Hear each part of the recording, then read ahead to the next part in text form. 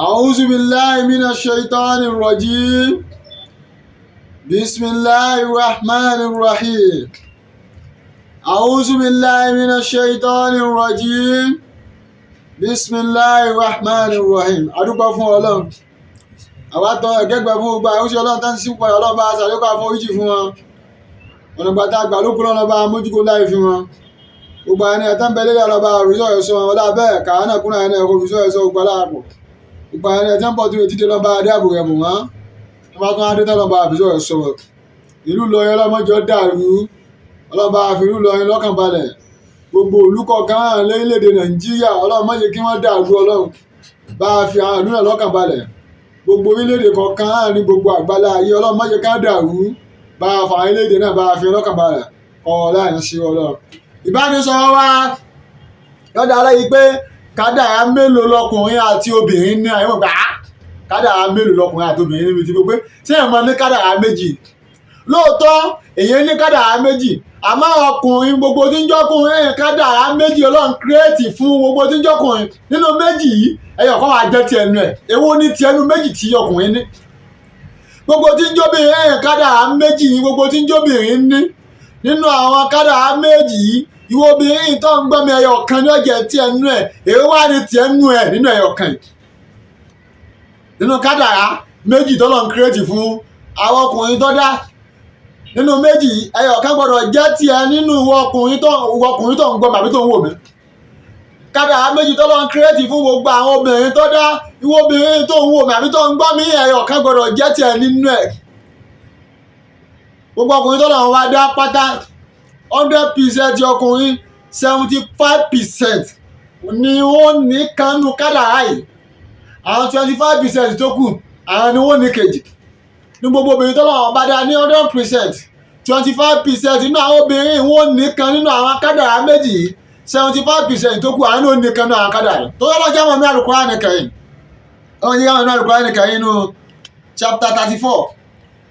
verse 36 ọlọ́run ní kúl inna rabbi yabsutu rizqa liman yasha wa yaqdiru walakin aksara an-nas la ya'lamun ọlọ́run ní àwọn ọlọ́run a máa ń tẹ́ pẹ̀lẹ́ àìsí kí àfẹ́ ni ọba wùwà ẹni bá sì wà á máa fún un ní díẹ̀ ní tí ó jẹ láàárọ̀ fún ọba lọ́sàn-án yóò tó tún ní tí ó jẹ tó bá jẹ tọ̀sán yóò yẹ tó máa ronú bí ó ṣe jẹta lẹ́yìn nígbà tó bá láyé látọ̀ fún àmọ́ àwọn kan sì bẹ̀rẹ̀ tí wọ́n jẹ láàrin ọdún mẹ́wàá sísè àárọ̀ ti ṣe fún Allahu akbar ọlọ́run kún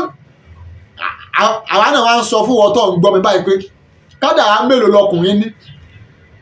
ìwọ tó ń gbọ́ mi tó ń wò mí ìwọ ń sọ fún ọ pé kádàrá mélòó lobìnrin ní ọtọ́wọ́n yá wọn kí inna rabbi yabsutu rizqa liman yasha nínú suratu Saba ní Al-Qur'an Karim chapter 34 sura yẹn òun lára kọkàn sátó kan suratu Fatir lẹ́yìn suratu Fatir òun lọ kan suratu Yasin ní Al-Qur'an Karim chapter 34 verse 36 ọlọ́ni kúl káwí pé káwọn pé dájúdájú Ọlọ́run bá tẹ́ ń wò yìí máa ń tẹ́ pẹrẹ sí àìsìkì ẹ̀fẹ́ ní ó bá wù ni o a sì máa fún díẹ̀díẹ̀ ní ó bá wù àmọ́kọ̀ọ́lọpọ̀ ènìyàn wọn mọ̀ nínú àwọn tí ọ̀wá mọ̀ làwọn ọkùnrin tó yẹ pé 75% ni wọ́n wà nínú àwọn kádàrá méjì t'Ọlọ́run bá dá àwọn kan bẹ́ẹ̀ 25% wọ́n wà nínú àwọn kádàrá méjì t'Ọlọ́run bá dá àwọn obìnrin kan bẹ́ẹ̀ 25% wọ́n wà nínú àwọn méjì tí inú kádàrá méjì t'Ọlọ́run bá dá yìí àwọn kan bẹ́ẹ̀ 75% wọ́n wà nínú àwọn kádàrá méjì t'Ọlọ́run bá dá èwo ló wà ń bẹ̀ gbogbo ọkùnrin yòówù tó wà nù 25% t'Ọlọ́run bá dá àwọn ní better life àwọn tó pé láìfù tí wọ́n mọ̀ lò láìfù tí wọ́n máa ṣe fẹ́ ọ̀nà olófin àmọ̀ pọ̀ wà nù àwọn better life bí gbogbo ọkùnrin yòówù kó tó wọ age of 25 years ó ti ní connection mọ́nà tó fi gbà rí sí ó ti rí connection mọ́nà tó fi gbà lówó ẹ̀yẹ́ gbogbo àwọn tí wọ́n ń kọrin yẹn tẹ́ bá wo ogun wọn age of 19 years 20 years wọ́n ti di millionaire àwọn wà nù 25% t'Ọlọ́run bá dánú àwọn ọkùnrin pé inú kádàrá méjì tí tá à ń sọ yìí lọ́pàá sáà bí ní age of 20 something wọ́n ti lówó wọ́n ti ní connection ẹlòmínì òun ṣọ́ngù rẹ̀ gbogbo ṣọ́ngù rẹ̀ yẹn nígbà tó ti wà nù pé ó ètò lórí Ọlọ́run fi gbé ọ ló fi connect mẹ́rin báwọn tí ó ra íńtánẹ́ẹ̀tì rẹ lọ́wọ́ ó fi mọ̀ pé ọmọ oyin kan àbẹ̀wò tó ojú ní sí ọwọ́ tó ti wà nù àwọn 25% pé ọmọ ní tó fẹ́ at age of 25 years iṣẹ́ tó kọ́ yẹn àwọn tí ó mú ọ gbàdolówó àwọn ọlọ́mọ ní connection mọ́ tàbí ní ìwọ ọkùnrin at age of 25 years tó bá pín àwọn 25% lọ bá wà ó ti lówó ti lọ́lá wọ́n kọ́ ọjọ́ ọmọ tí ń kàwé kọ́ wà ní school kọ́ jẹ́ student àwọn tọ́mọ bá pàdé ní student ẹgbẹ́ àwọn tó ní connection lọ́mọ bá pàdé ó sì mọ̀ pé kánú kádàrá méjì yìí nínú 25% tí ó wà ní àmọ́ wọn tó yẹ kó ti wà lẹ́jọ́ 25 years o ò tí ní connection mọ́nàgbà tó fi di millionaire tètè máa pé better life lọ́wọ́ manage life lọ́wọ́ ọwọ́ náà tí wọ́n manage life wọn ìwọ tó wá jẹ́ manage life yìí ntọ́kàn tó yẹ kó o ṣe ìdáàmú mẹ̀sí lọ fẹ́ yàwó ìwọ ọkùnrin tó wà ní age of 24 years tó o ti rojú tó ọ̀nà tó fẹ́ gbé gbà o ti wà ní age of 25 years ní ọkùnrin o ti ọ̀nà rẹ o ti true o sì rògbà èwo ni kí n wá mú bẹ̀ báyìí èwo ni kó o múnú iṣẹ́ tó kọ́ yìí èwo ni kó o dáwọ́lé o sì ti wà ní age of 25 years ìtọ́kàn náà rẹ ni kó o lọ fẹ́ yàwó tó o bẹ́ fẹ́ yàwó tán ìwọ àti ìyàwó rẹ ọlọ́wọ́ wa mú àìsí kẹrin méjì yóò aṣọ papọ̀ yóò aṣọ nǹkan di ọ̀run fún ọ. ọ̀pọ̀lọpọ̀ ọkùnrin mi àwọn ń waste time ó ní nígbà táwọn bá tó ra lẹ̀ táwọn bá tó kọ́lé táwọn bá tó ra mọ́tò lòun tó fẹ́ yàwó sì wà lẹ́jọ́ 26-27 years èyí táyà kẹ̀kẹ́ ò tí ì rírà kò tí ì sí físà fún ọ̀gá pé ń pọ́n ra táyà kẹ̀kẹ́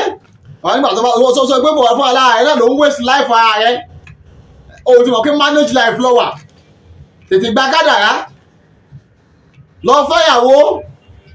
kọ́lọ̀ náà pàákẹ́ ọlọ́jẹ́ ká mọ̀ pé tó fẹ́yàwó ẹ fẹ́yàwó fún jíjẹ gbogbo wọn àwọn ọlọ́run là ń ṣe alámọ̀ṣe fún àwọn kan bẹ kádàrá àti wọn 25% ni nínú àwọn 25% pé better life wọ́n fẹ́yàwó gbogbo tí wọ́n bá ń lọ ọ̀hún ó sì máa débẹ̀ wọ́n fẹ́yàwó gbogbo tí wọ́n bá fẹ́ ní wọ́n sì máa rí wọ́n fẹ́yàwó gbogbo tí wọ́n bá lé wọ́n sì máa bá irú wọn bẹ́ẹ̀ kẹ́tọ́ wọ́n ẹ̀jẹ̀ 25 years àwọn náà ti mọ̀ pé position táwọn wà ní position better life làwọn wà wọ́n ti máa rí jáde yóò ti lé tí wọ́n ti ní lákàntì wọn ò ní máa strong kí wọ́n tó mú wọn ò ní máa strong kí wọ́n tó ná wọn ò ní máa strong kí wọ́n tó rí jẹ wọn ò ní máa strong kí wọ́n tó rí lò àmọ́ wọ́n tẹ́kọ̀ wọ́n strong fa ó fi wọ 25 years ìtọ́kàn náà ọ̀rọ̀ rẹ ní kọ́ lọ marry mọ́ wà gbọ́ aláàgọ́ ṣiṣẹ́ kádàrá àti manage life lóyún kádàrá àti ẹ̀wà